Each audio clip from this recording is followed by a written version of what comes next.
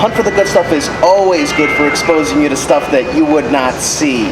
South African cuisine in the middle of Fort Lauderdale. You think it doesn't exist? Follow me.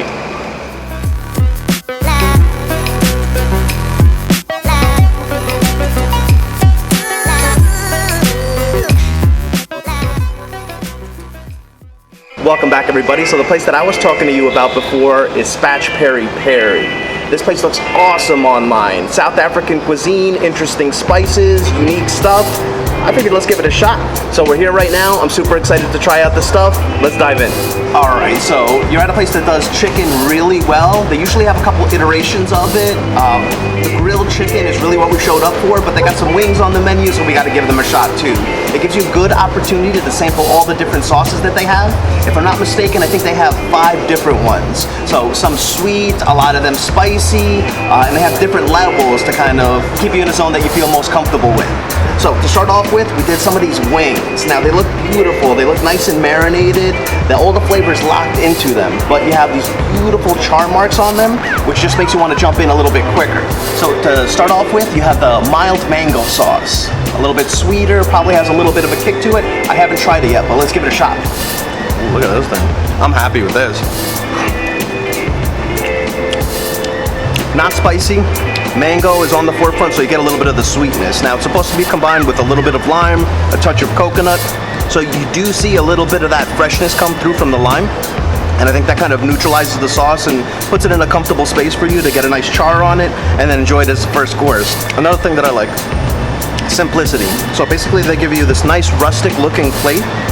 Half of it is filled with the beautiful wings, the presentation piece. The other half is reserved for the bones.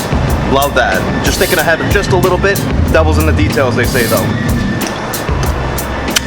Finger looking good. So what we did as well, we got a couple beers here. So wings and beers always looks really good. Excuse the fingertips, but you're eating wings, that's what happens, you know? To start off with, we got a Windhoek here. So it's a South African beer, supposed to be a little lighter, a lager. Let's give it a shot. Okay, that's number 1. Number 2, we got the Kale Salad, supposed to be another popular South African beer. Let's give it a shot.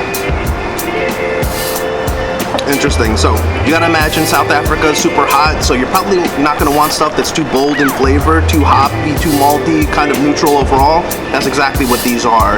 If I'm rating them, I'd probably go with the Castle myself. It has a little bit more of that beer flavor that we know and love. You get a little bit more of that malty characteristic with a little subtle like caramel note to it, and it's faint. Both on the lighter end of the spectrum, but if you want something with wings to kind of substitute for water or something like that, I think this is a great option. Okay, so when you show up to Spatch PeriPeri, you're looking for the Spatchcocked chicken. If you don't know what that is, if you've ever prepared a chicken at home, a whole chicken that is, basically you take the chicken, you put it breast side down, you take some shears, and then you snip out the spinal cord. Now, once you remove that, you get to split it open, and then you get to cook it however you like. Now, typically, you want to cook it over coals, over a grill, something like that. You can still do it in the oven, but it's not going to have the same effect. So over here at Spatch PeriPeri, peri-peri is Swahili for chili. You know, there's going to be a little bit of a spice element to the dish, and that's what I always sign up for. I like a little bit of heat, I like a little bit of subtlety. We're going to see what this one's all about, because I'm hearing great things. Now, we have the half chicken times 2, so we have a full chicken over here. Split it up. You could break it up, or you could enjoy it piecemeal. So I'm gonna do the wing first, because that's how I get down. Gives you a little sample of what's going on, let you know how hot the sauce is. Let's take a bite. Ooh, wow. Wow, that flavor is killer. Killer.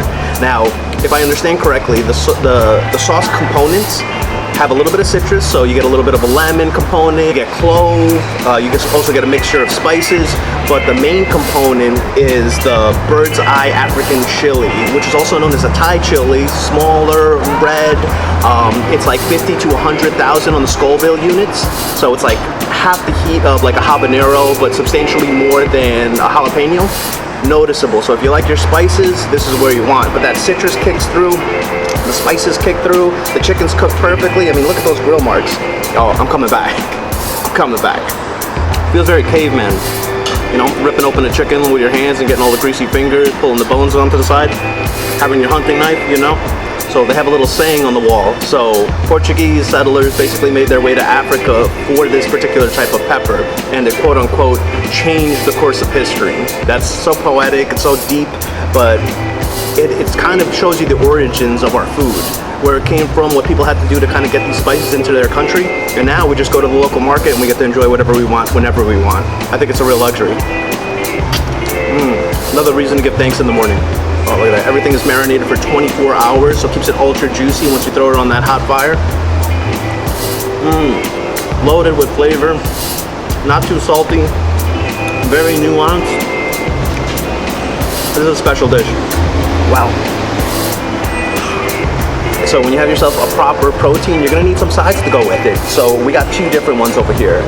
Sweet potato puree, a little bit healthier than your starchier potato counterpart. And this one's interesting because they mount in additional sweetness by vanilla. It's almost the equivalent of like mixing in like marshmallows into your sweet potatoes for Thanksgiving. I gotta say that's probably what's going on here. Oh, hit it right on the head. This is like bordering on like sweetness for dessert, but it's so delicious. They bring it together with a little bit of parsley for color, a little depth of flavor, the herbaceousness. It peeks in, but just very subtly. Wow. I could have like 5 pounds of that. This is crazy good. Let's do some kale. As far as the Andy list is concerned, and that's aggregate nutrient density index, it's one of the highest as far as vitamins and minerals per volume.